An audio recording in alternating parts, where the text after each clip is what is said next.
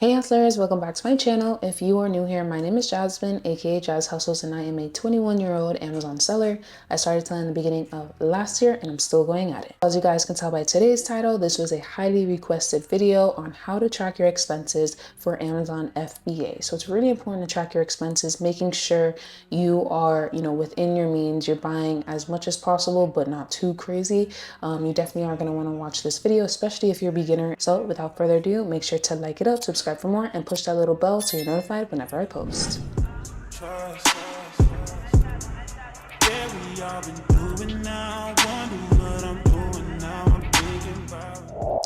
So first things first, there's actually two things that I use to track my expenses. So if you guys never heard of Sellerboard, basically I have a full tutorial on how to use Sellerboard that I will link right here that you should probably watch after. If you're a beginner seller, Sellerboard is definitely a software that you should have off the bat. Now, the three main softwares are Sellerboard, Keepa, and SellerAmp. Now, those are the three. SellerAmp and Keepa is mainly product sourcing, product analyst tool, and Sellerboard is to help keep track of all the back ends of the business, which is super important.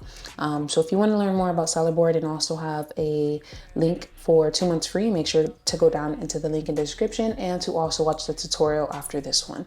So I use Sellerboard when it comes to mainly tracking my profit.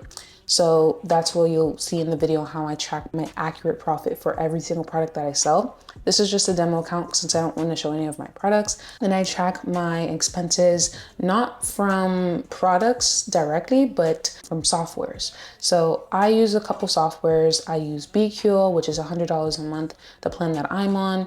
I use SellerAmp, I use Keepa, I use Sellerboard. So with this page, you are going to want to include all of your expenses. So all the stuff that is not your actual products. I'm just going to show you this part first since it's like the easiest part, and then we'll get into how to track your accurate inventory expenses.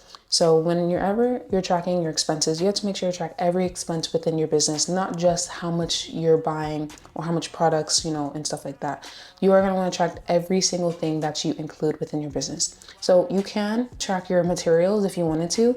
I don't really track my materials. I probably should. I mainly use this page for the softwares that I use. Let's say you have an office space or a warehouse, you can also include it here. So this is just a demo account, like I said. So this all looks like a mess, but usually it's mine just looks like all the softwares. I pay monthly for them. If you pay annually, then you can change it to annually.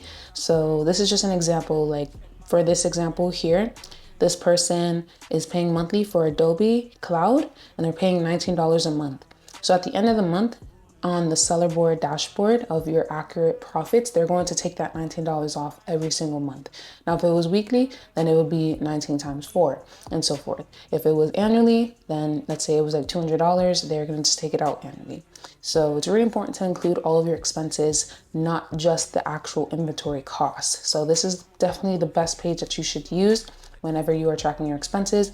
Any expenses at all out of the ordinary, softwares, materials, office space. Let's say that you pay your little sister, your little brother to help you prep units, you can include that as well. So that's pretty much it with that.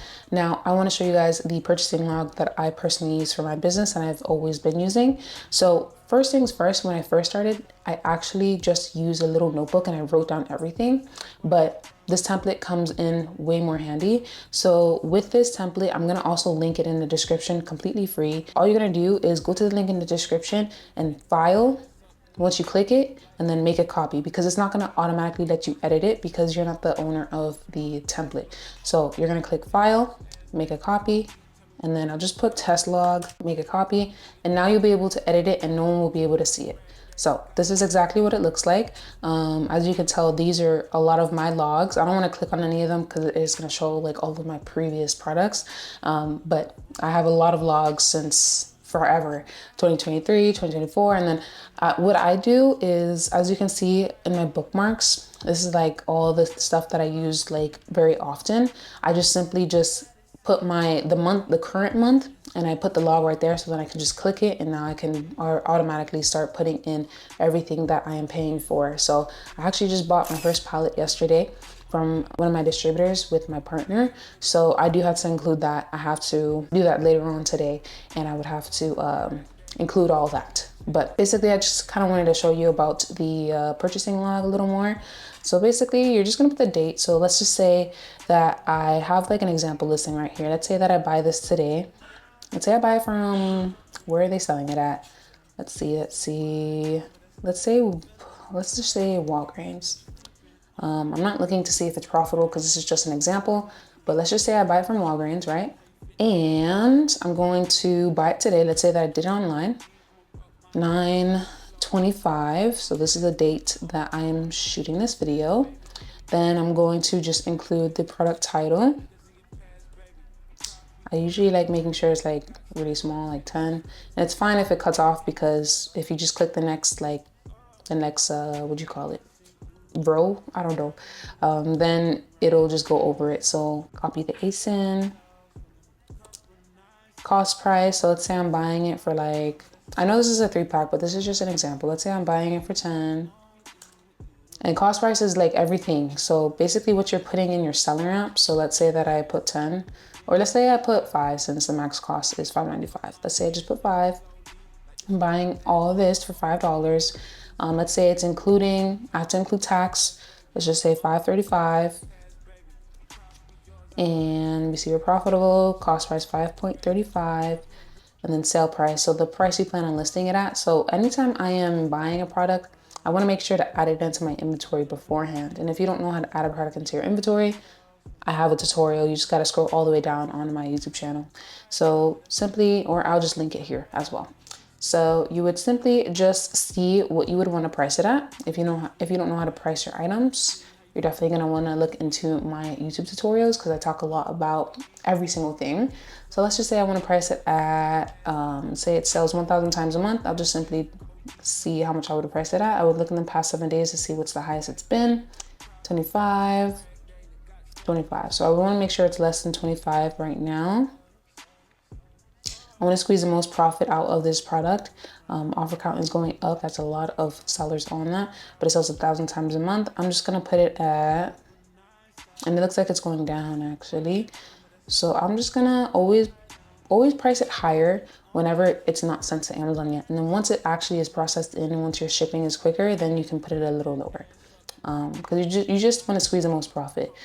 Usually I tend to look for sellers that have like a lot in stock and just go a little above them.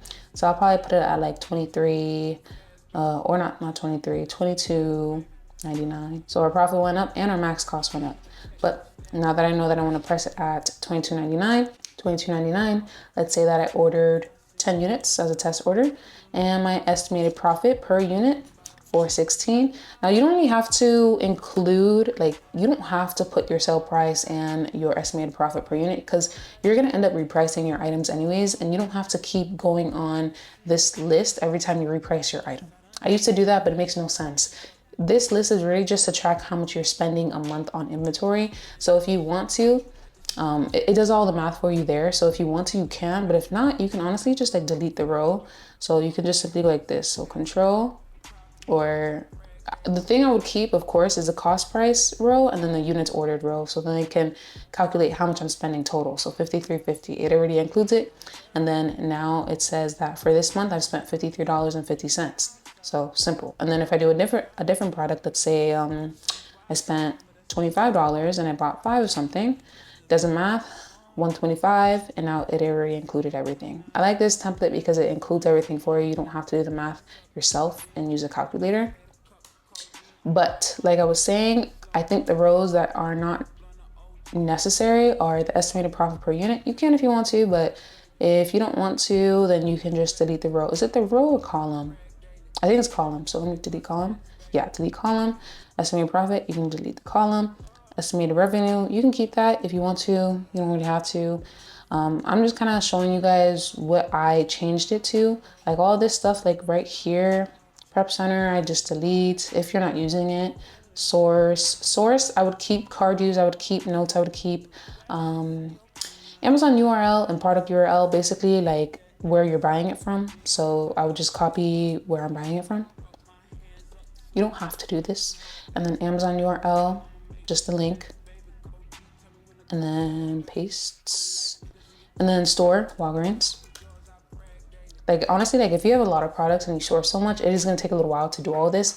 Really, you're just trying to calculate and track how much money you're spending a month. That's the only thing.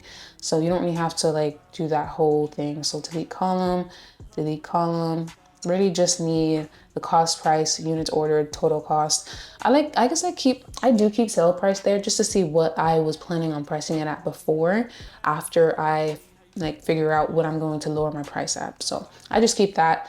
Notes, let's say delivers next week. Just notes like that. And then source, if this a new product, is like a test order. Yeah, units ordered 10, so that's probably a new product test order. Or if it's replenishable, I would usually keep that. And then sometimes I would do the card use. So if I use my Chase card, if I use my Amex card, I don't have an Amex card, but you can change your credit cards to see which ones, you know, let's say that you have Capital One. You would just have to edit it, and then you can change the color of it and so forth.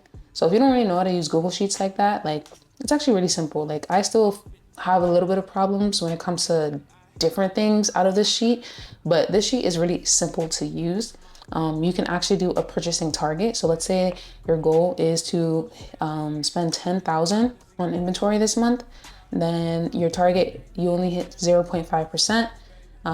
Is that for, yeah, target percent. Let me see if I change it. Let's say if it's 5350.50. Yeah, so if your goal was to spend $53.50 this month, then it already showed you like the target. You've hit it 100%, good to go. Unit target, if you want to buy at least 1,000 units, you can do that as well. And profit estimate, I will just delete that, or you can keep it, whatever. So that's pretty much it. That's exactly how I, track my expenses. This is the main thing. Like I said, Seller Board is where I track my expenses out of my inventory costs, basically like my softwares, materials if you wanted to, if you pay anyone to prep your units, so forth. And then I mainly use the purchasing log. So that's pretty much it with this video. If you learned anything new in this video, make sure to like it up and subscribe for more. And if you haven't already, make sure to follow my Instagram and my TikTok, where I post on those every single day. Comment the word hustle down below so I know you're serious about this business. And if you need more help with your Amazon selling business, you can just go down into the link in my descriptions where I have all my services listed for you. I do have my complete Amazon FBA guide if you're more of a fast learner and you don't really need your hand held throughout the process and you just need to know step by step with everything. The ebook is great for you. And if you want an extra community where we have weekly group Zoom calls, it's going to be every Thursday now at 6:30 p.m. EST, as well as receive 15 to 30 new profitable product leads every single day, then my Discord group is the best for you. And if you are more of a slower learner, I guess you would say, and you do need your hand held, you want more of a personal one-on-one mentorship, then I also have my Hustlers Academy mentorship / course program linked in my description. You just have to apply down below, and I'll be looking into applications soon. But thank you guys so much for watching, and I will see you guys soon on the next video. If you guys have any more video requests as well, make sure to comment them down below. And that's pretty much it with me. So thank you guys so much, and I'll see you guys real soon. Peace. Couple nights out, shouldn't be mixing white rum, but that's how you feeling right now. You still sleep.